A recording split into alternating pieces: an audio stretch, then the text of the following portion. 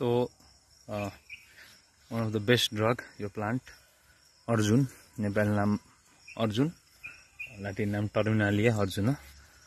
अर्जुनको ठुलो बोट हुन्छ यहाँ अलि सानो छ यो तर यसको बोट चाहिँ धेरै अग्लो हुन्छ ठुलो ट्री हुन्छ है र अर्जुनको हेर्यो भने पात हेर्यो भने ठ्याक्कै हाम्रो यो अम्बाको पात जस्तो टिपिकल यसको पात हुन्छ र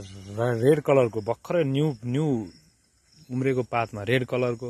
अनि कतै चाहिँ छिर्के रातो देखिया छ नि यो यसको टिपिकल क्यारेक्टर हो यसरी चिन्न सकिन्छ अर्जुनको ट्री है र अपोजिट लिफ हुन्छ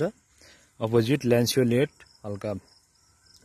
त्यस्तै गरी अम्बाको पात जस्तो चाहिँ ठ्याक्कै अपोजिटली रहेको हुन्छ यसरी है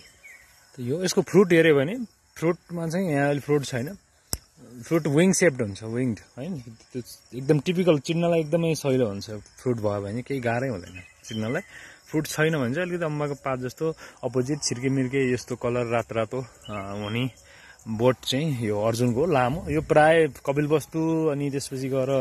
हाम्रो रूपन्देहीमा त्यो सुनौलीको ठ्याक्कै बोर्डर नेरी छ इन्डिया जाने बाटोतिर सुनौलीको बोर्डरतिर